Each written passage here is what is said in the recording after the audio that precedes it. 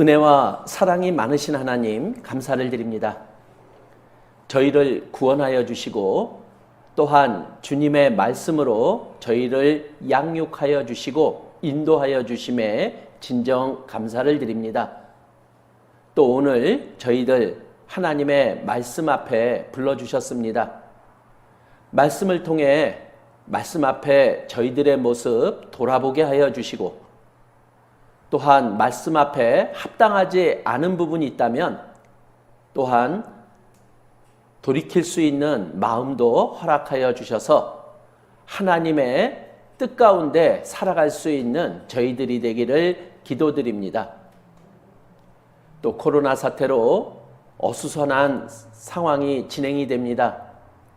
그 가운데에서도 또 저희들의 건강 하나님께서 지켜주시고 또 이러한 사태를 통해서도 하나님을 올바로 나타내는 저희들이 될 수 있도록 도와주시기를 기도드립니다.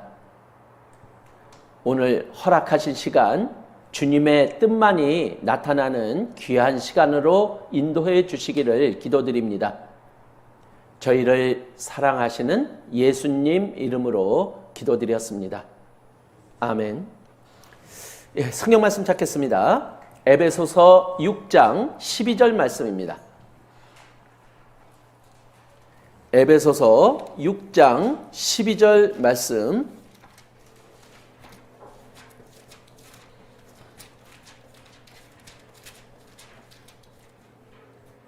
에베소서 6장 12절 말씀입니다. 우리의 씨름은 혈과 육에 대한 것이 아니요 정사와 권세와 이 어두움의 세상 주관자들과 하늘에 있는 악의 영들에게 대함이라. 자, 우리의 신앙생활에 대해서 말씀을 해주고 계십니다. 우리의 신앙생활은 이 눈에 보이는 것에 있지 않다라고 말씀하고 있는 거예요. 그리고 우리의 신앙생활은 씨름과 같은 싸움임을 우리들에게 알려주고 있습니다. 그런데 누구하고의 싸움이냐? 구원받은 우리가 누구와 싸워야 되냐 하는 것을 우리들에게 알려주고 계신 거예요. 그것은 구원받은 우리는 하나님과 하나가 되어서 악의 영들, 즉 사단 마귀와 이 세상에서 싸워서 승리해야 될 것을 우리들에게 말씀해주고 있습니다. 그래서 오늘도 저번 말씀에 이어서 사단에 대해서 그리고 사단과의 영적 전쟁에 대해서 우리가 같이 알아보는 시간을 가져보고자 합니다. 전체적인 틀에 대한 이야기를 잠깐 설명드리고자 합니다. 자, 하나님은 우리 사람들과 어떤 관계인지부터 한번 알아보겠습니다. 자, 하나님은 우리 사람을 창조하신 분입니다. 그래서 창세기 1장 27절에 보면 하나님이 우리 사람을 하나님의 형상대로 창조하셨다라고 기록하고 있어요. 즉 하나님은 우리 사람을 영적 존재로 만드셨고 하나님을 닮게 만드셨다라는 이야기입니다. 근데 하나님이 우리 사람을 왜 만드셨느냐? 바로 우리 사람은 하나님에게 있어서 사랑의 대상이라는 거예요. 그리고 또 하나는 우리를 창조하셔서 우리에게 하나님의 영광을 주시기 위함이라고 말씀하고 있는 거예요. 자, 그런데 그 하나님이 주시는 영광을 우리가 받으려면은 하나님처럼 데려다가 쫓겨난 사단, 마귀의 시험을 이 세상에서 이겨내야 되는 것이 필요합니다. 자, 그렇다면은 또 하나님이 만드신 사단도 있습니다. 근데 그 사단과의 관계는 또 어떠한지 바로 이 사단은 성경에서 바로 타락한 천사라고 규정하고 있습니다. 즉 천사들이 있었고 천사는 하나님이 부리는 영입니다. 그런데 그 천사들 중에서 천사장 루시퍼와 루시퍼를 추종하는 천사 3분의 1이 이 교만해져서 자기들이 하나님보다 더 높아지려고 하다가 쫓겨나는 일이 벌어진 거예요. 그래서 그들이 쫓겨나서 이 세상에 거하게 됩니다. 그런데 하나님은 이 세상의 권세를 그들에게 주셨어요. 그리고 그들을 하나님의 일을 이루는데 또한 사용하신 겁니다. 그래서 이 사단 마귀는 이 세상에서 하나님의 역사를 방해하고 그리고 사람들을 시험하는 그 일을 맡게 된 겁니다. 자, 그렇다면은 이 세상에서 사람과 이 사단의 관계는 어떤 관계냐라는 거예요. 그런데 하나님은 우리 사람에게 완전한 자유의지를 주셨어요. 자유의지라고 하는 것은 뭐냐? 바로 우리 각자가 자기 스스로 선택할 수 있도록 해주셨다라는 거예요. 그래서 이 세상에서 주어지는 그 시험을 통과하기를 하나님은 바라시고 통과하느냐 못하느냐는 우리 각자에게 달려있는 겁니다. 그런데 그 시험을 통과하는 자들에게는 하나님은 영광을 얻도록 해주시는 거죠. 그래서 사단은 사람을 시험에 들게 하고 그 시험에 넘어지게 함으로 하나님이 이루시고자 하는 하나님의 역사를 방해하는 일을 하는 겁니다. 자, 그런데 이 세상에서 한 사건이 발생을 했습니다. 바로 하나님이 최초로 만든 사람. 그래서 아담과 하와를 만드시고 그 아담과 하와가 살아갈 수 있는 에덴 동산을 주셨어요.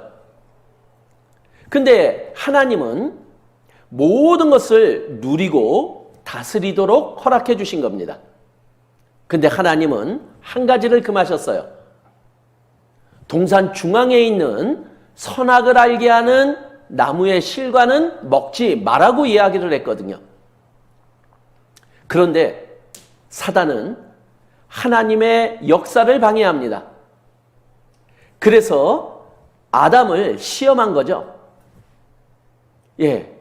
하나님이 먹지 말라고 하는 선악과를 먹으라고 유혹하는 일이 벌어진 겁니다. 그런데 아담과 하와는 그 시험에 넘어진 거예요. 즉 하나님의 말씀을 어기고 사단의 말을 좇은 겁니다. 그래서 그 시험에 넘어졌고 이제 이 아담으로 인해서 죄가 세상에 들어오게 됐다라고 말씀을 하고 있는 겁니다. 자, 죄가 들어오면요, 그 죄의 결과가 사망인 거예요. 그래서 아담의 모든 후손들이 이제 죄를 지을 수 없는, 죄를 지을 수밖에 없는 상황에 놓이게 된 겁니다. 그래서 로마서 3장 23절은 이렇게 우리들에게 말씀하고 있는 거예요. 그 결과 모든 사람이 죄를 범하였음에 하나님의 영광에 이르지 못했다 하고 말씀을 하고 있는 거예요. 그래서 우리 사람이 죄를 범할 수밖에 없었고 그래서 하나님의 영광도 받을 수 없는 상태가 되었다라는 것을 우리들에게 알려주고 있는 겁니다. 자, 그런데 이 사단은요, 하나님께 범죄한 타락한 천사, 그리고 공중의 권세 잡은 자 사단, 이들의 계획을 하나님은 이렇게 정해놓으셨어요. 바로 이들은 하나님께 대들었고 그리고 하나님께 쫓겨났기에 그들은 분명히 하나님께 심판을 받도록 하나님은 계획을 해놓으셨어요. 그래서 그 사단 마귀를 벌하기 위해서 하나님은 지옥을 만들어 놓으신 겁니다. 그래서 성경에 마태복음 25장 41절에 바로 그들을 벌하기 위해서 만든 지옥, 영영한 불이라고 표현을 하고 있는 거예요. 그리고 베드로후서 2장 4절에도 그들을 벌하기 위해서 지옥에 그들을 던져 넣을 것이라고 하나님은 말씀으로 우리들에게 알려주고 계신 거예요. 자, 그렇다면 우리 사람은 어떻게 되는 겁니까? 그래서 하나님은 지옥에 갈 수밖에 없는, 왜? 사람들이 죄를 지음으로 하나님께 속해 있는 자가 아니라 바로 사단 마귀에게 속해 있는 자가 되어서 사단 마귀와 함께 지옥 갈 운명에 놓여 있게 된 거예요. 그래서 하나님은 사랑의 대상인 우리들에게 아담이 실패한 것을 회복하기 위해서 하나님은 구원자를 계획하신 겁니다. 그래서 그 구원자 그리스도 예수님을 이 땅에 보내신 거예요. 예수 그리스도는 2000년 전에 이 땅에 오셨습니다.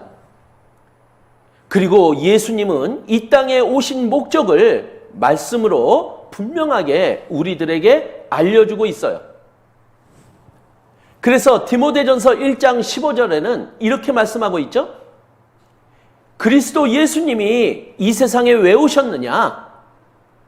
바로 예수께서 죄인을 구원하시려고 오셨다. 이렇게 말씀하고 있는 거예요. 즉, 이 구원이라는 단어가 무슨 뜻이냐면은 누가복음 1장 77절에 보면 죄사함이라고 기록하고 있는 거예요. 우리가 죄를 지을 수밖에 없었고 이 죄 때문에 지옥 갈 수밖에 없다면은 이 죄를 없애서 이 죄를 용서해서 우리를 천국 가게 하시려고 예수님이 이 땅에 오셨다라고 기록하고 있는 거예요. 자, 누가 천국을 갑니까? 하나님은 성경을 통해서 분명히 말씀하십니다. 천국은 죄가 없어야 가는 것이다라고 말씀을 하고 있는 거예요. 그래서 하나님은 성경의 말씀을 통해서 천국 가는 방법, 즉 구원, 죄를 없애는 방법을 우리들에게 알려주고 있는 거예요. 그 죄를 없애는 방법은 다른 것이 아니죠. 바로 그 죄값을 갚아줌으로 그 죄를 없앨 수 있는 겁니다. 그래서 마태복음 5장 26절에 보면 그 죄값을 다 갚기 전에는 거기서 지옥에서 나올 수 없다라고 알려주고 있는 거예요. 그러면 죄값을 다 갚으면 지옥에서 나올 수 있다라는 얘기죠. 죄값을 다 갚으면 천국에 갈 수 있다라는 이야기입니다. 그런데 죄값이 얼마입니까? 우리가 갚아야 될 나의 죄값이 얼마냐라는 거예요. 로마서 6장 24절에 우리의 죄값을 알려주십니다. 바로 죄의 삭은 사망이라고. 사망이 죽는 거잖아요. 그러니까 우리는 죄 때문에 죽을 수밖에 없다라는 거죠. 그래서 지옥 갈 수밖에 없다라는 겁니다. 그런데 이 죄값을 갚으면 바로 이 죄값이 죽는 것이라면 누군가 내 죄값 나 대신 죽어주시면 내 죄값이 갚아진다라는 이야기입니다. 자, 그런데 하나님이 인정하는 죄값을 갚는 죽음은 어떤 것이냐? 하나님은 반드시 피가 흘려져서 죽어야 될 것을 우리들에게 알려주고 있는 거예요. 그래서 히브리서 9장 22절에는 피 흘림이 없은즉 사함이 없느니라 말씀합니다. 죄가 용서되려면은 반드시 피를 흘려 죽어야 되고 그 피를 보시고 하나님은 우리의 죄를 용서해 주심을 우리들에게 알려주고 있는 거예요. 자, 그래서 예수님은 2000년 전에 이 땅에 오셨습니다. 그리고 십자가에서 피 흘려 죽어주셨던 거예요. 그리고 모든 사람들의 죄값을 예수님이 피 흘려 죽어주심으로 대신 갚아주는 일을 다 이루셨습니다. 그리고 그 예수님의 하신 일이 성경에 기록이 되어 있는 거예요. 그래서 요한복음 19장 30절에 이렇게 기록하고 있잖아요. 예수께서 신포도주를 받으신 후 가라사대 다 이루었다 하시고 머리를 숙이시고 영원히 돌아가시니라. 예수님이 피 흘려 죽어주심으로 다 이루신 일이 있다라고 말하고 있는 거예요. 바로 예수님은 죄인을 죄 없애주시려고 오셨잖아요. 그 죄 없애주는 일을 피 흘려 죽어주심으로 다 이루었다라고 우리들에게 선포하고 있는 거예요. 그런데 우리의 죄를 용서하는 일을 얼만큼 이루신 겁니까? 히브리서 9장 22절은 이렇게 말씀하고 있는 거예요. 영원한 속죄를 이루사 단번에 성소에 들어가셨다고요. 우리의 죄를 영원히 용서했노라고 말씀하고 있는 거예요. 그 영원 속에는 시간의 모든 것을 포함합니다. 그래서 과거에 살았던 사람, 그리고 앞으로 살아갈 사람, 과거에 내가 지었던 죄, 앞으로 내가 지을 죄까지도 이 영원 속에 다 들어가는 거예요. 예수님은 이 세상 모든 사람들의 죄를 영원히 다 용서하셨음을, 그리고 한 번으로 완전하게 용서하셨음을 알려주고 계신 겁니다. 그래서 바로 이 예수님의 하신 일이 바로 복음인 거예요. 그리고 그것을 사랑이라고 이야기하는 거죠. 그리고 이 복음을 전하는 것을 우리는 전도라고 말을 합니다. 그리고 이 전도의 일을 구원받은 사람들에게 맡겨주신 거예요. 그러면 예수님은 이 세상에 오셔서 하실 일을 완성하셨어요. 그럼 이 세상에 있는 모든 사람들은 그거 예수님의 하신 일을 말씀으로 확인하고 사실로 받아들이는 것, 그것을 믿는다라고 이야기를 하는 거죠. 사람들은 그것을 확인하고 믿어야 되는 거예요. 그래서 요한복음 3장 16절은 이렇게 말씀하고 있습니다. 하나님이 세상을 이처럼 사랑하사, 하나님이 이 세상을 얼만큼 사랑하셨느냐, 이 세상 사람들을 얼만큼 사랑하셨느냐, 독생자 예수 그리스도를 보내주셔서 십자가에서 그 고통과 아픔을 다 감당하며 피 흘려 죽어주실 만큼 사랑했다라고 말씀하고 있는 거예요. 예수님이 그 일을 이루셨어요. 그리고 그 일을 성경에 기록하셔서 우리들에게 알려주고 계신 거예요. 그리고 성경은 이렇게 얘기합니다. 이는 저를 믿는 자마다, 예수님의 하신 일을 믿는 자마다, 믿는 자는 어떻게 되느냐? 멸망치 않고 영생을 얻게 된다. 이렇게 말씀하고 있는 거예요. 즉 예수님의 하신 일은 모든 사람들을 향해서 하셨지만 예수님의 하신 일에 대한 결과는 믿는 자에게만 미쳐지는 거예요. 그래서 예수님이 죄를 용서하신 것, 그것을 믿는 자들에게만 멸망치 않고 지옥 가지 않고 천국 갈 수 있게 하셨다. 이렇게 얘기하고 있는 거예요. 그래서 예수님의 하신 일을 믿는 자는 천국에 가게 되고, 그리고 예수님의 하신 일을 믿지 않는 자는 사단 마귀에게 속한 자가 되어서 지옥에 가게 된다라고 우리들에게 알려주고 있는 거예요. 이 예수님의 하신 일, 이 복음이 하나님의 말씀을 통해, 성경을 통해서 전해지고 있는 거예요. 그리고 이 복음의 말씀을 듣고 믿음으로 사람들은 구원을 얻을 수 있어요. 그리고 그 구원을 얻고 천국 갈 수 있게 되는 거죠.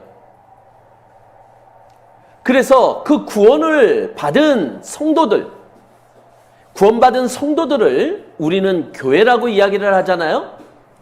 그 성도들을 통해서 또 이 복음이 계속 믿지 못하는 사람들에게, 알지 못하는 사람들에게 전해지며 그들에게 이 복음이 전해지는 거예요.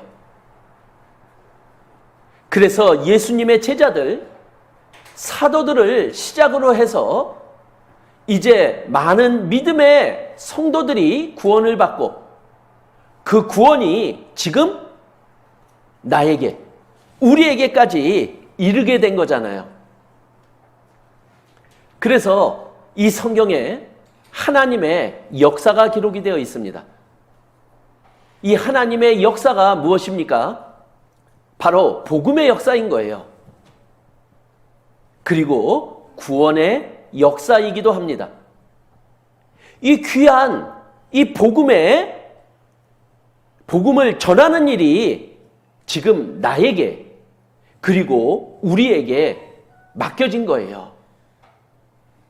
자, 우리가 구원을 받았다면요, 그 복음의 역사에, 구원의 역사에, 그리고 하나님의 역사에 참여할 수 있는 기회를 얻은 거예요. 그렇지만 구원 받았다라고 해서 이 복음의 역사에 모두가 다 참여할 수 있는 것은 아니라는 거예요.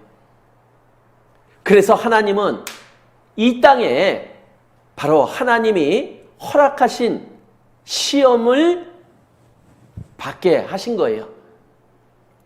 그래서 그 시험을 통과한 자들을 통해서 하나님의 뜻을, 그 구원의 역사를 이루어 가시는 일을 행하시고자 하는 겁니다. 그 하나님이 허락하신 시험이 무엇입니까? 바로 그 사단의 시험이 하나님이 허락하신 시험인 거예요. 그래서 우리가 그것을 이기고 이 복음의 역사에, 구원의 역사에 동참을 하면 하나님은 우리들에게 아주 값진 하나님의 영광을 우리에게 주시는 겁니다. 그래서 구원받은 우리 그리스도인에게는 마귀의 시험이 반드시 있습니다. 그래서 우리가 확실히 거듭났다면은, 구원받았다면은 우리의 믿음을 시험하는 시련이 반드시 있다. 이것을 우리는 알아야 돼요. 그래서 우리가 구원을 받으면 반드시 시험이 온다. 그래서 우리를 자꾸만 하나님의 믿음에서, 하나님의 말씀에서 벗어나게 하는 유혹들이 시험들이 있을 거다라고 우리는 알고 준비를 해야 돼요. 그래서 그 시험들을 통해서 하나님은 우리 그리스도인이 하나님 앞에 마땅히 가져야 될 성품, 하나님의 인격을 갖추기를 바라고 계신 거예요. 그래서 우리가 그 인격을 가지면은 거기서 끝나는 게 아니라 계속해서 하나님은 그 인격을, 성품을 완성해가는 일을 하십니다. 그래서 구원받은 그리스도인에게 핍박과 환난은 계속 되어질 수밖에 없음을 우리들에게 알려주고 계신 거예요. 자, 그래서 하나님은 이 세상에 지금 벌어지는 일들을 우리들에게 지금 하나님의 말씀을 가지고 전체적으로 알려주고 계신 겁니다. 자, 그러면은 이 시험을 어떻게 누가 받았고 그 결과가 어떻게 되었는지 이 성경의 많은 사례들을 우리들에게 알려주고 있는 거예요. 첫 번째 시험을 받았던 아담. 그런데 그 시험에 실패했어요. 그것을 이기지 못한 채 사단의 유혹에 넘어갔어요. 그래서 모든 사람들이 죄인 될 수밖에 없었잖아요. 그런데 하나님은 또 예수님을 보내주셨잖아요. 그리고 이 예수님은 그 사단의 시험을 이겨내셨어요. 예, 통과하셨습니다. 자, 이렇게 사단의 시험을 이겨낸 예수님을 통해서 하나님은 하나님의 뜻을 이루신 거예요. 바로 하나님은 모든 사람들이 구원받기를 바라시는 거였잖아요. 그런데 이 예수님을 통해서 그 구원의 역사가 이루어진 겁니다. 그래서 이 사단의 시험을 이긴 예수님께 하나님은 가장 높은 영광의 보좌를 허락하신 거예요. 자, 예수님이 이 세상에 오셔서 하나님의 아들이라는 증거를 받으셨습니다. 침례를 통해서요. 근데 그것을 받자마자 예수님은 광야로 가셔서 사단 마귀의 시험을 받으신 거예요. 그리고 예수님은 승리하셨어요. 그런데 그 예수님이 받으신 시험이 또한 구원받은 우리가 받아야 될 시험임을 알려주고 계신 거죠. 그래서 우리도 예수님처럼 그 시험에서 승리하라고. 그래서 우리가 구원받았다면 우리를 통해서 하나님의 역사를 이루라고요. 그래서 하나님이 주시는 그 가장 값진 영광을 우리가 받으라고 하나님은 알려주고 계신 거예요. 그래서 오늘 우리는 남은 시간 예수님이 사단 마귀로부터 받은 그 시험을 우리가 알아보고 과연 예수님이 그 시험을 어떻게 이기셨는지, 그리고 우리들에게 예수님이 받으신 시험이 우리가 받을 시험이라면 어떤 시험들이 우리들에게 일어날 것인지도 알고 준비하는 우리가 되어야 될 것 같습니다. 자, 그래서 지금 이스라엘에 보면 예수님이 시험 받으셨다라고 하는 그곳이 지금 이렇게 있어요. 그리고 그곳에는 또 많은 사람들이 오도록 이렇게 수도원도 만들어져 있는 곳입니다. 자, 그럼 우리 구체적으로 예수님이 받았던 그 시험들을 하나하나 좀 살펴보자고요. 마태복음 4장 3절입니다. 마태복음 4장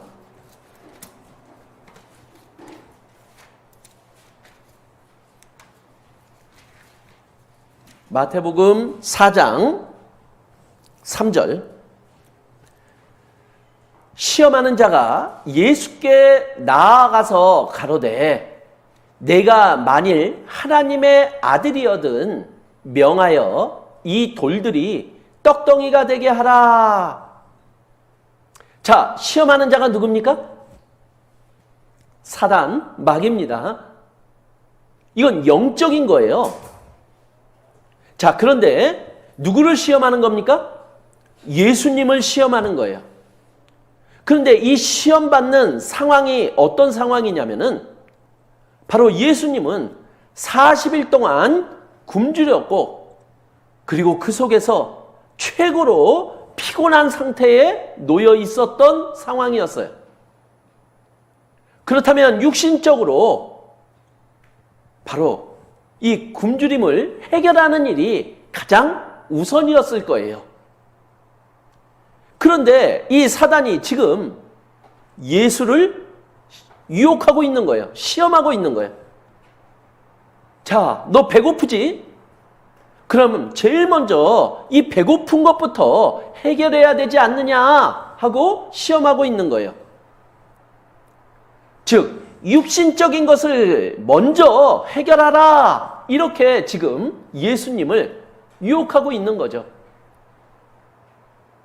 자, 하나님이 우리 사람을 가장 값지게 보는 것이 무엇 때문입니까?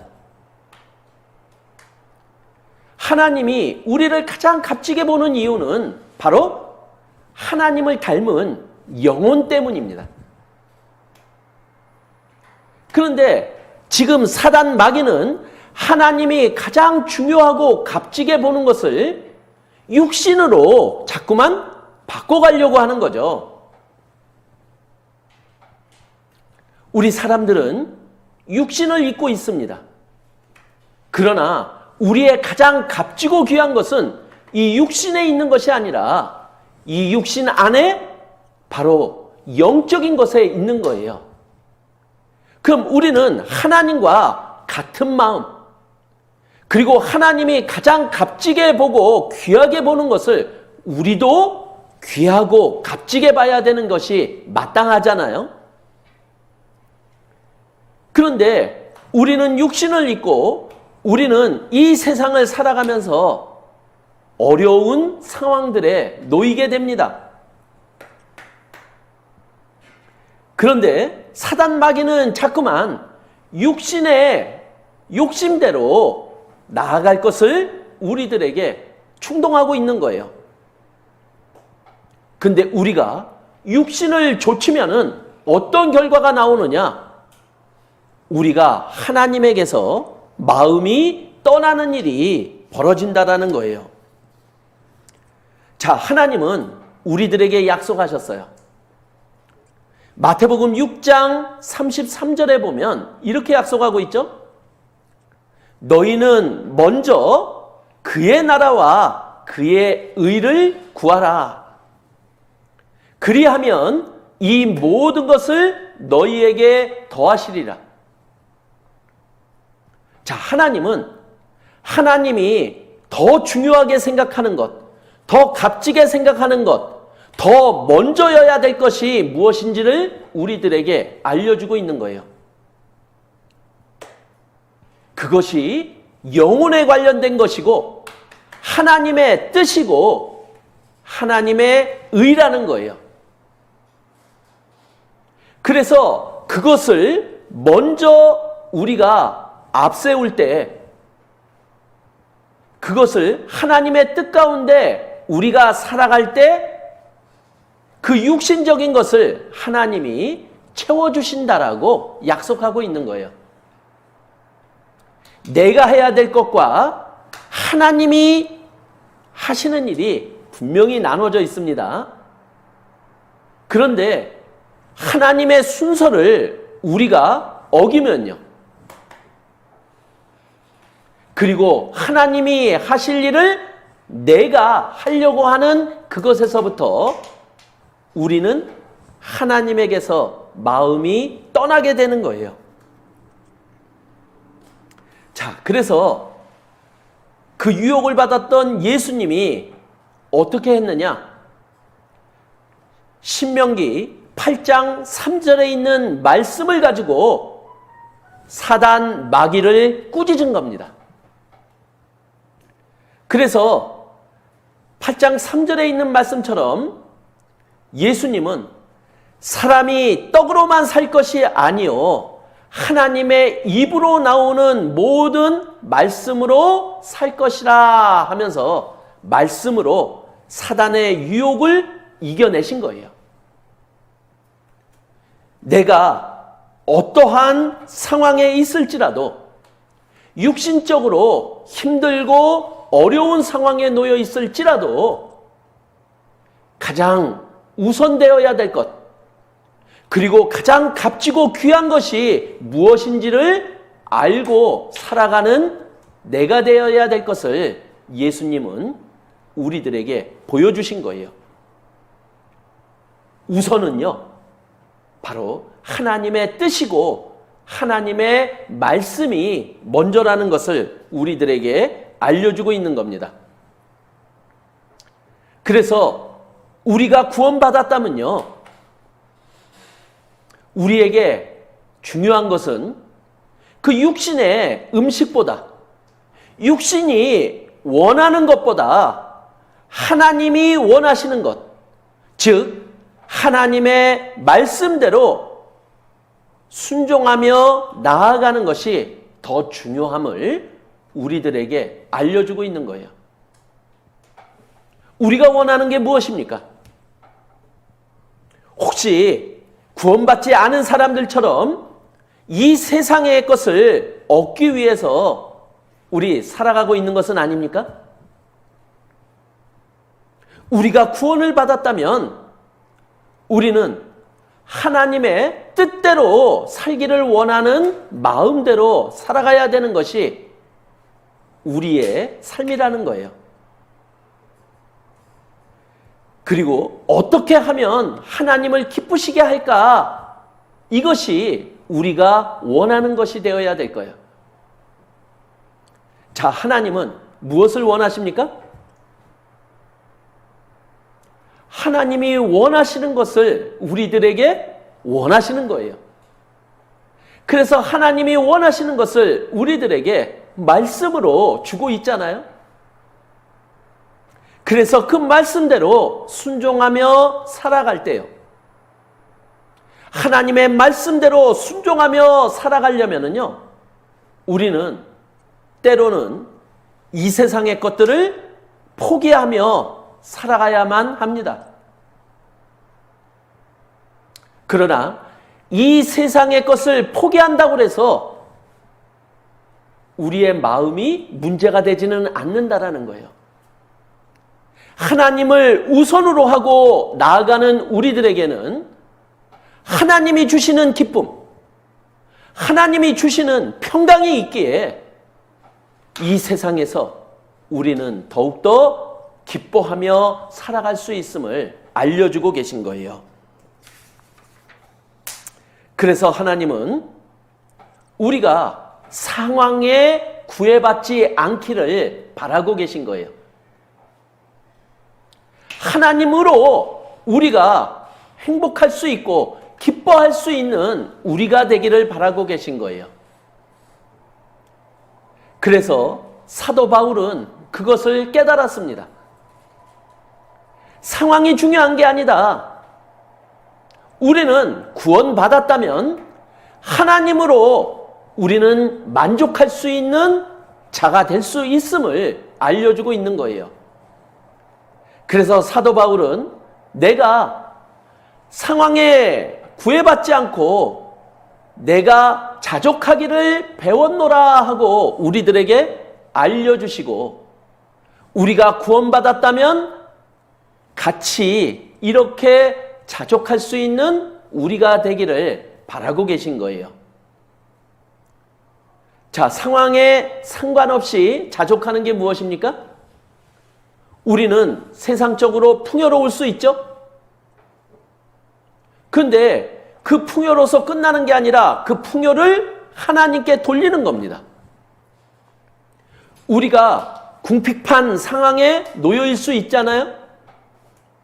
그러나 궁핍함으로 인해서 불평하고 세상을 쫓아가는 것이 아니라 하나님으로부터 만족하고 하나님을 더 의지하는 자가 되어야 될 것을 우리들에게 요구하고 있는 거예요.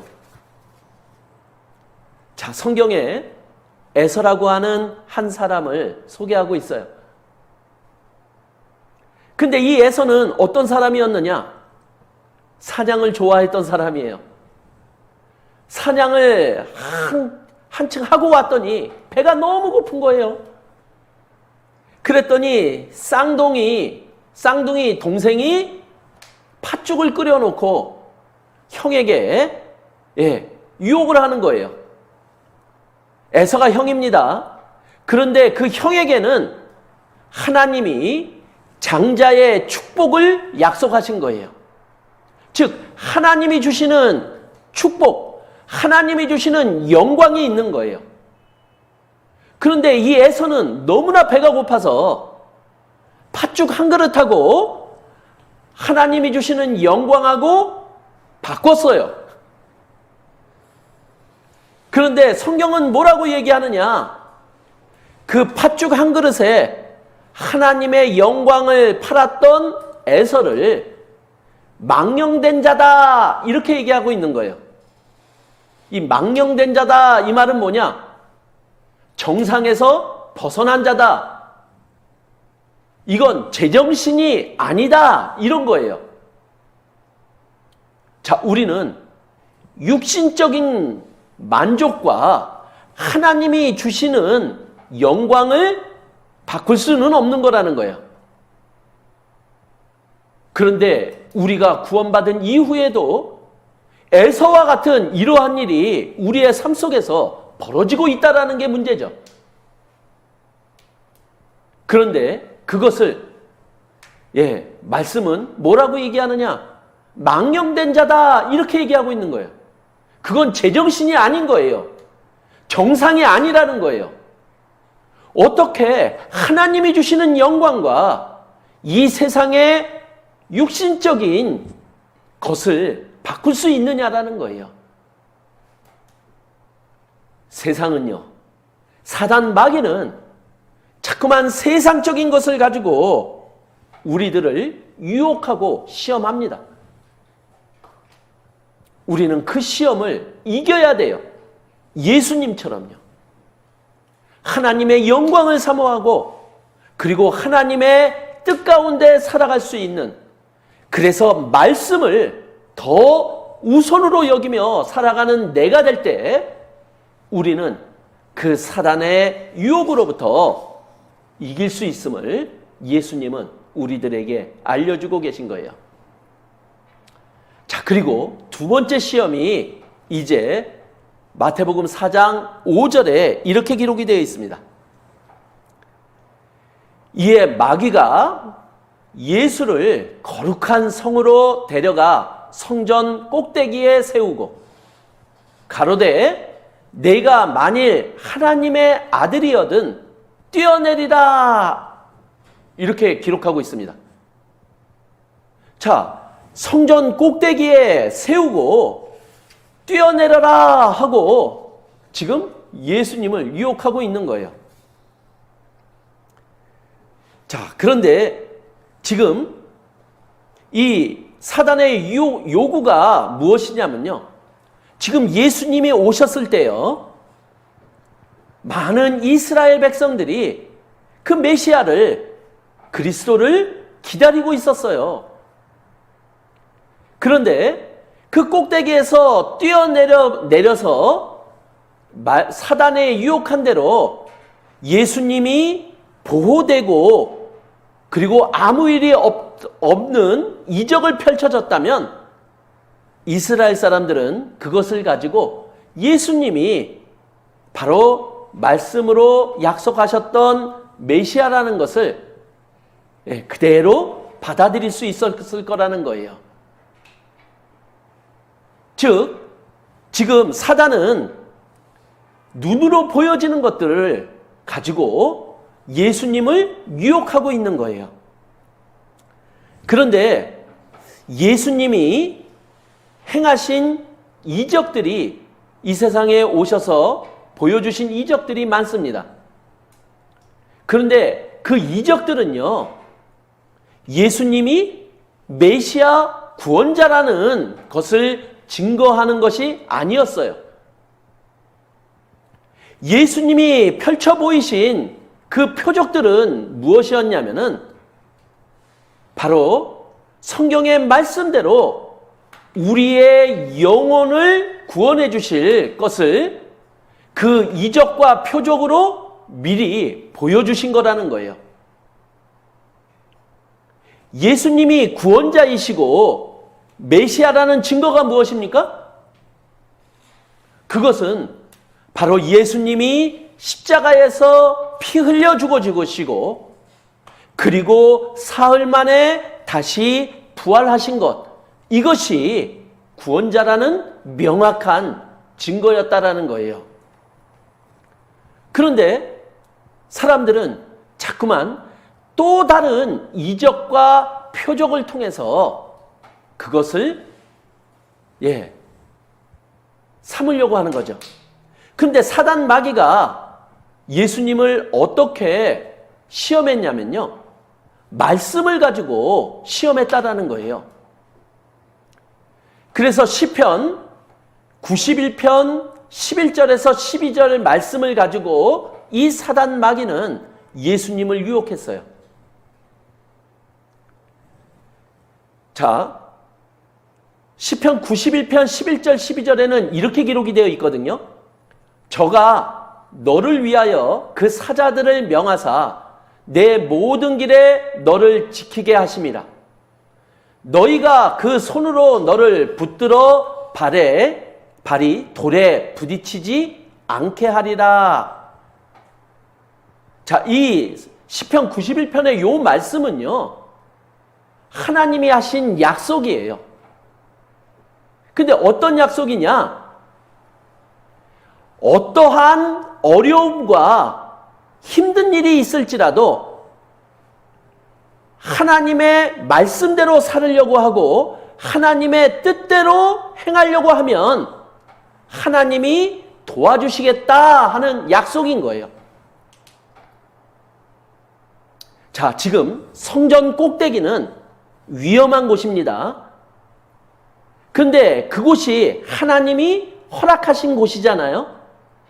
그러면 그 위험한 곳에서는 하나님이 지켜주시고 보호하신다라는 거예요. 그것을 잊지 말고 기억하라라는 거죠. 그런데 사단 마귀는 어떻게 했습니까? 거기서 뛰어내려라 이렇게 얘기를 하고 있거든요. 그러면 하나님이 보호해 주시고 지켜주신다 이렇게 얘기하고 있는 거예요. 참 하나님의 말씀을 바꿔서 하나님의 뜻을 하나님의 말씀을 거역하는 쪽으로 바꿔가고 있는 거죠. 즉 사단 마귀는 지금 유혹해서 뛰어내리게 하는 거고요. 사단이 사용했던 시편 말씀은 하나님이 하나님의 뜻대로 말씀대로 살아가는 자를 보호해 주시겠다라는 것을 기억하라라는 거예요. 우리가 그것에서 벗어나면 사단의 시험에 넘어지는 자가 되는 거예요.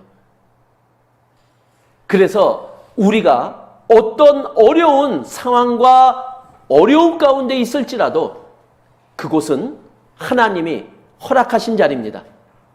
그러면 그곳에는 하나님의 보호가 있고 하나님의 지켜주심이 있다는 거예요. 그런데 우리가 그곳을 벗어나면요, 결과만 붙잡고 나아간다면요, 우리는 사단의 시험에 패배하는 자가 될 수 있음을 우리들에게 알려주고 있는 거예요. 그래서 예수님은 이렇게 대응하고 있는 거죠. 신명기 6장 16절 말씀을 가지고 사단에게 이렇게 말씀했어요. 기록되었으되 하고요. 예수님은 하나님의 말씀을 가지고 사단의 시험을 사단의 유혹을 물리치신 거예요. 주 너의 하나님을 시험하지 말라. 즉 하나님의 말씀을 다르게 바꿔서 우리들에게 그 말씀을 적용하지 말라라는 거예요. 우리는 하나님의 말씀을 올바로 알고 하나님의 말씀 안에 있어야 될 것을 우리들에게 알려주고 있는 거죠. 하나님은 구원받은 우리를 보호해 주시고 그리고 지켜주시고 인도해 주십니다. 그런데 거기에는 조건이 있는 거예요. 바로 하나님이 허락하신 그 위치를 우리가 지켜야 되는 거예요. 그리고 하나님이 우리에게 맡겨주신 일을 우리가 감당해 내야 되는 거예요. 자, 하나님이 주신 우리의 위치는 어디입니까? 우리는 하나님과 함께 거해야 될 자들이잖아요. 하나님이 계신 곳에 우리가 함께 있어야 될 자들인 거예요. 하나님이 어디 계셔요? 말씀이 하나님이시고요. 그리고 내 안에도 하나님이 계시기에 우리는 기도하는 자가 되어야 되잖아요. 두세 사람이 내 이름으로 모인 곳에 예수님이 계시다면 구원받은 무리 가운데 있어야 될 것이 우리잖아요. 그리고 하나님이 지금 내가 놓여져 있는 처지, 상황, 이것도 하나님이 허락하신 겁니다. 그렇다면 우리는 하나님과 함께 그것을 이겨내야 되잖아요. 그런데 우리가 그 위치를 피한다면요, 우리는 하나님의 사단 마귀의 유혹에 넘어지는 자가 된다라는 거예요.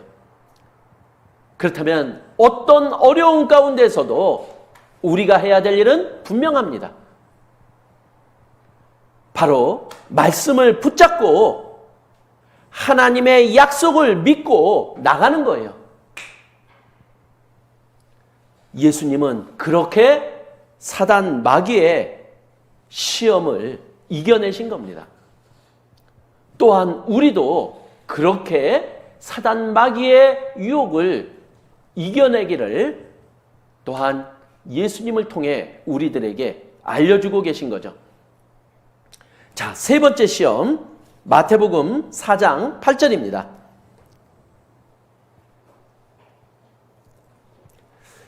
마귀가 또 그를 데리고 지극히 높은 산으로 가서 천하 만국과 그 영광을 보여 가로되 만일 내게 엎드려 경배하면 이 모든 것을 내게 주리라.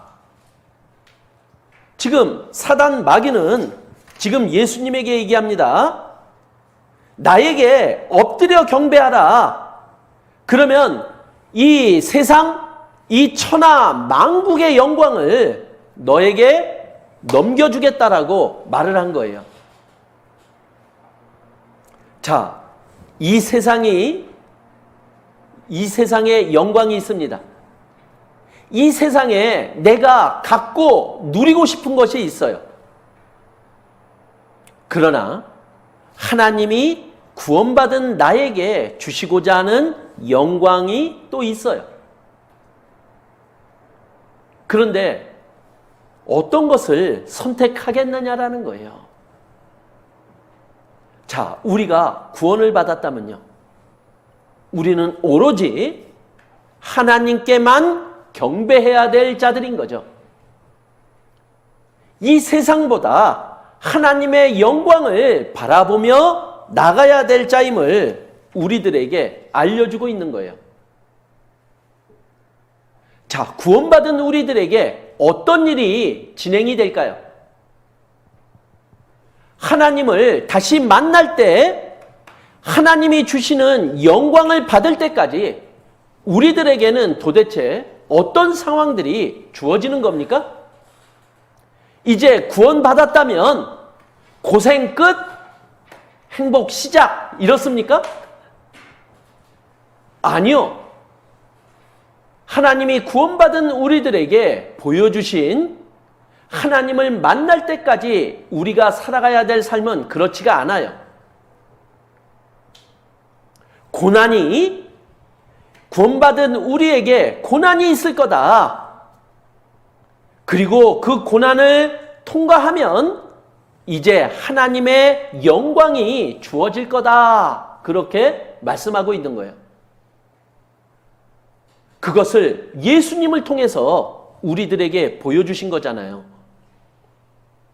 자, 예수님은 하나님의 가장 큰 영광의 보좌에 앉으신 분입니다.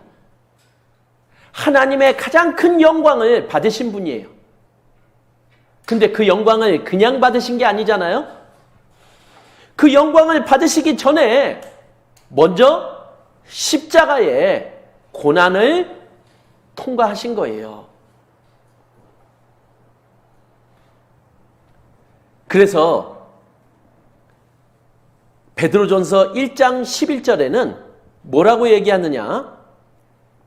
자, 우리들이 구원을 받으면 그리스도의 영이 우리 안에 들어오십니다. 그런데 이제 우리들에게는 받을 고난이 있다는 거예요. 그리고 후에 얻을 영광도 있다는 거예요. 그래서 우리는 먼저 구원을 받았다면 고난을 통해서 영광을 받으라고 이야기를 하는 거죠.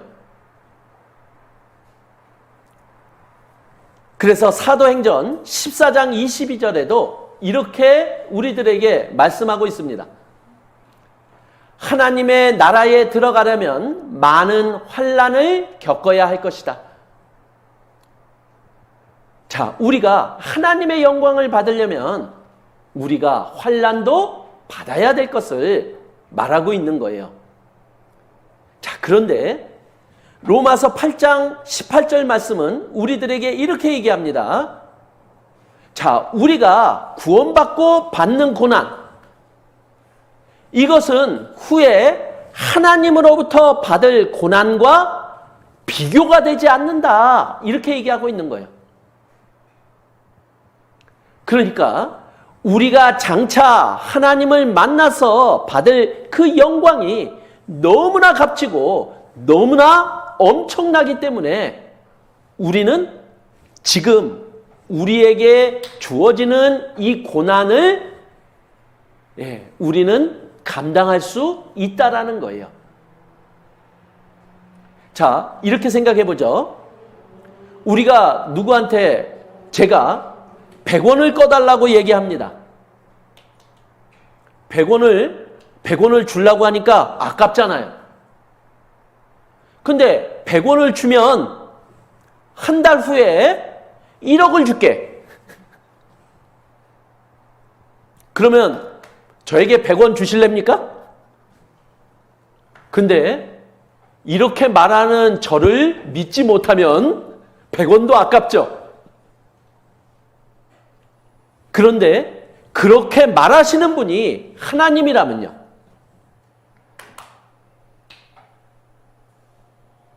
그렇다면 하나님이 우리에게 주실 그 값지고 엄청난 영광을 준비하시고 우리들에게 주시려고 합니다.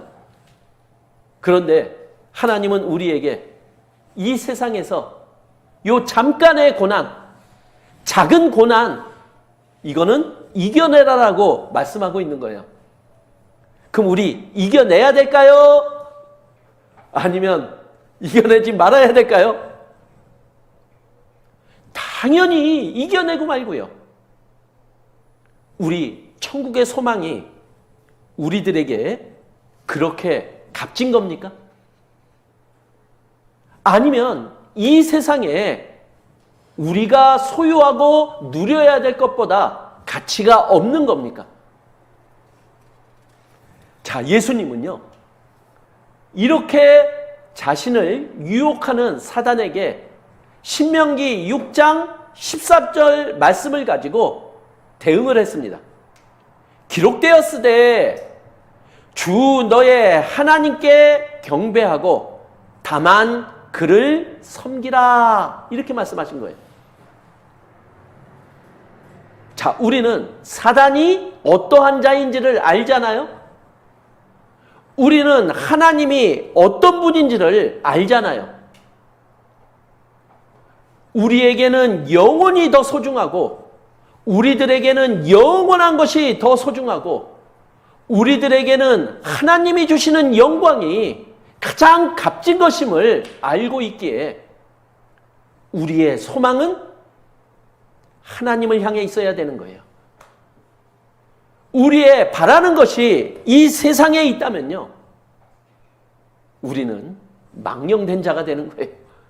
제정신이 아닌 거예요. 그래서 시편 기자는 39편 7절 말씀을 가지고 이렇게 얘기했죠. 우리가 무엇을 바라야 되는 거냐라는 거예요. 그래서 주여 내가 무엇을 바라리요? 나의 소망은 주께 있나이다. 이렇게요. 자, 우리의 소망 어디에 있습니까? 혹시 이 세상에 있지는 않나요? 이 세상에 누리고 갖고 싶은 것에 우리의 마음이 빼앗기지는 않느냐라는 거예요. 우리는 하나님보다 또 다른 것에, 그리고 육신적인 것에 우리의 마음이 빼앗기는 것은 아니냐라는 거예요. 하나님은 우리를 죽기까지 사랑하신 분입니다. 그 고통과 아픔을 다 감당하면서 나 대신 십자가에서 피 흘려 죽어주신 분이에요. 그리고 나에 대한 사랑을 우리들에게 알려주신 분입니다. 이 세상이 예수님을 십자가에 못 박은 거예요. 이 세상이 예수님을 그렇게 고통 가운데, 아픔 가운데 몰아넣은 거예요. 그런데 우리가 세상을 사랑하고 육신에 매여 있고 하나님이 주시는 영광보다 세상 것을 더 바라고 살아간다면요, 진짜 망령된 자 아닙니까? 하나님은 우리에게 영원한 것을 주시고자 하셔요. 가장 값진 것을, 가장 귀한 것을 주시고자 하는 거예요. 근데 사단 마귀는요, 이 세상에 없어질 것, 지나갈 것, 이것을 가지고 우리들을 시험하고 유혹하고 있는 거예요. 우리 어떤 것을 선택하시렵니까? 내가 무엇을 바라면서 살아가고 있느냐라는 거예요. 예수님은 이 사단의 시험을요, 사단의 유혹을 말씀으로 물리치셨습니다. 그랬더니 마태복음 4장 11절에 마귀는 예수를 떠날 수밖에 없었다라고 기록하고 있는 거예요. 자, 누가복음에는 이 예수님이 받으신 시험을 똑같이 기록하고 있습니다. 그런데 이렇게 표현하고 있어요. 얼마 동안 마귀가 떠났다, 이렇게 얘기하고 있어요. 그러니까 사단 마귀의 시험은 이 세상에서는 계속 될 수밖에 없음을 우리들에게 알려주고 있는 거예요. 그러나 예수님이 이 시험을 승리로 이끄신 방법은 그 모든 시험에서 우리를 이길 수 있게 하는 방법이었다라는 거예요. 그것이 무엇입니까? 사단의 시험을 이길 수 있는 방법은 바로 하나님의 말씀이라는 거예요. 그리고 하나님의 능력이라는 거예요. 그리고 우리가 하나님과 함께하는 거다라는 것을 우리들에게 알려주고 계신 거죠. 자, 예수님은 사단 마귀의 유혹을 이렇게 이기셨습니다. 기록되었으되, 기록되었으되, 기록되었으되. 즉 하나님의 말씀으로 사단 마귀를 물리쳤어요. 우리가 구원을 받았다면 분명히 우리 앞에는 영적인 사단 마귀의 시험이 있고 그리고 싸움이 있다. 그러니까 우리는 그 싸움에서 하나님과 한편이 되어서 우리는 이기는 자가 되어야 될 것을 예수님은 우리에게 알려주고 있는 거예요. 그래서 에베소서 6장 17절에 이렇게 말씀하시죠. 성령의 검, 곧 하나님의 말씀을 가지라, 이렇게 말씀하고 있는 거예요. 우리가 사단 마귀하고의 싸움에서 이기려면 우리에게도 공격용 무기가 필요한 거예요. 바로 성령의 검, 말씀이요. 성령은요, 말씀을 통해서 역사합니다. 그래서 우리가 말씀을 가지고 있다면 성령은 나를 통해서 역사하신다라는 거예요. 우리가 사단의 유혹에 빠지는 것이 무엇입니까? 바로 죄를 범하는 거예요. 말씀에서 벗어나는 거예요. 그러려면 우리가 죄를 짓지 않으려면 어떻게 해야 되느냐? 시편 119편 11절 말씀을 통해서 우리들에게 이렇게 알려주고 계신 거예요. 이 시편 기자는 이렇게 말씀합니다. 내가 주께 범죄치 아니하려 하여 주의 말씀을 내 마음에 두었나이다. 이렇게.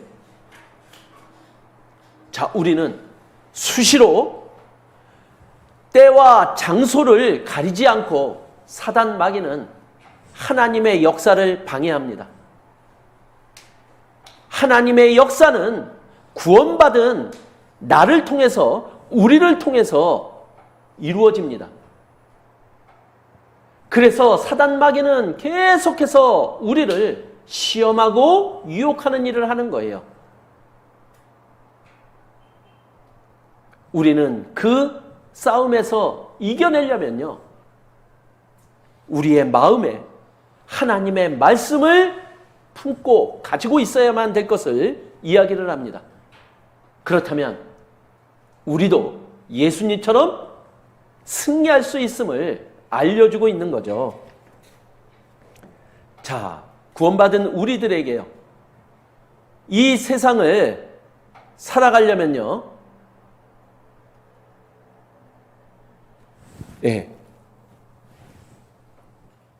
그래서 예수님이 시험을 받으시고 그 시험을 이렇게 이기셨노라고 우리들에게 알려주시며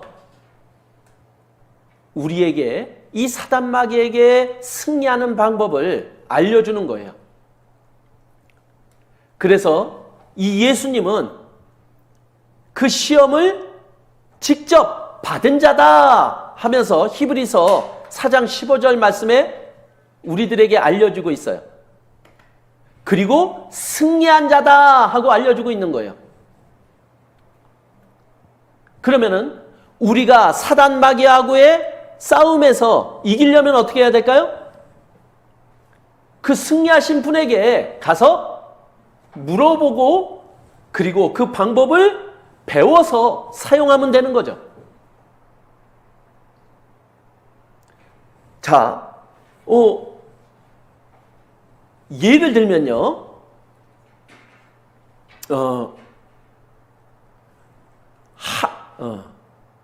소고기를요, 아주 값싸게 산 사람이 있어요. 그런데 다른 쪽에는 소고기를 또 비싸게 산 사람도 있네요.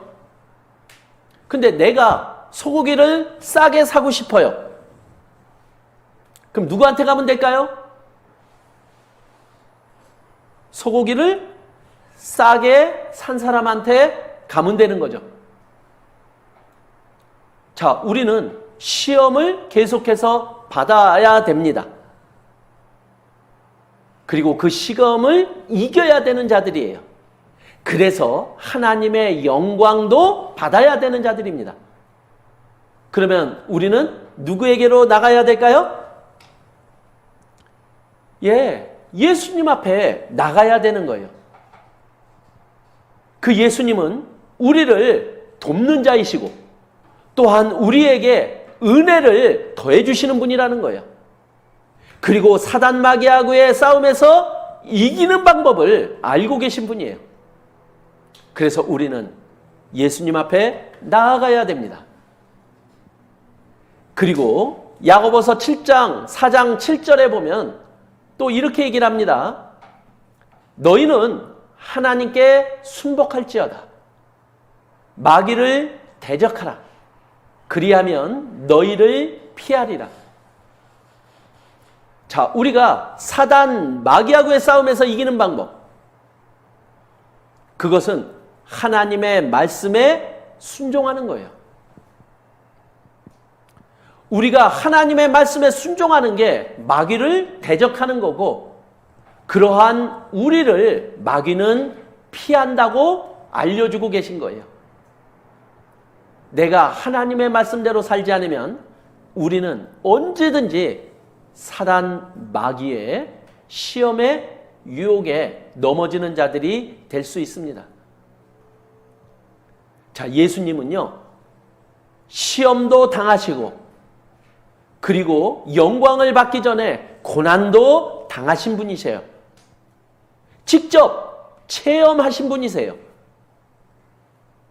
그리고 그분은요, 이제 구원받은 우리들, 그리고 시험받을 우리들, 그리고 고난받을 우리들을 도와주실 수 있는 능력을 가지신 분이라고 히브리서 2장 18절은 알려주고 있는 거예요. 자, 사단 마귀하고의 싸우며 우리는 예수님과 함께 예수님을 바라보며 예수님의 도움으로 우리는 그들의 유혹을, 시험을 이겨내야 될 자들임을 알려주고 계신 겁니다. 그래서 우리가 살아가는 삶에 반드시 시험이 있습니다. 요한일서 2장 16절에 이렇게 기록하고 있어요. 육신의 정욕, 그리고 안목의 정욕, 그리고 이생의 자랑이 이 세상 모든 것에 있다, 이렇게 얘기하고 있는 거예요. 그런데 여기에 빠지지 말아라, 이렇게 얘기하고 있는 거죠. 바로 예수님이 당하셨던 그 시험이 바로 이 세 가지예요. 사단 마귀는요, 우리의 육신이 원하는 것을 가지고 우리를 시험할 겁니다. 그리고 우리가 눈으로 좇고자 하는 것들, 그런 것들을 가지고 우리에게 또 시험할 겁니다. 우리가 이 세상에 가지고 싶은 것, 누리고 싶은 것을 가지고 또 우리를 시험할 겁니다. 그러나 우리는 예수님과 함께 하나님의 말씀을 가지고 하나님의 뜻으로 이것들을 이겨내는 우리가 되어야 될 것을 알려주고 계신 거예요. 자, 우리의 삶 속에 지금 나에게 다가오고 있는 것, 이것을 우리가 옳게 분별하고 우리가 하나님의 마음으로 대한다면 우리는 분명히 승리하는 자가 될 수 있고 하나님의 영광을 누릴 수 있는 자가 될 수 있을 겁니다. 우리의 소망을 주께 두시며 생활하는 우리가 되기를 바랍니다. 기도로 마치겠습니다. 은혜와 사랑이 많으신 하나님, 감사를 드립니다. 우리를 구원해 주시고 또한 이 세상을 허락하시며 이 세상의 시험을 이겨나가기를 바라시는 하나님, 그리고 이 시험을 어떻게 이겨나가야 될지를 또 예수님이 받으신 시험을 통해 우리들에게 알려주고 계십니다. 주님을 바라보며 주님과 함께 주님을 의지함으로 이 모든 시험 이겨내므로 주님의 역사가 우리를 통해, 나를 통해 이루어질 수 있기를 또한 간절히 기도드립니다. 그래서 주님을 만날 때 주님이 주시는 그 값진 영광도 함께 누릴 수 있는 저희들이 되기를 바랍니다. 저희의 소망을 온전히 주님께 두고 살아가는 저희들이 되기를 간절히 기도드립니다. 저희를 사랑하시고 구원하여 주신 예수님 이름으로 기도드렸습니다. 아멘.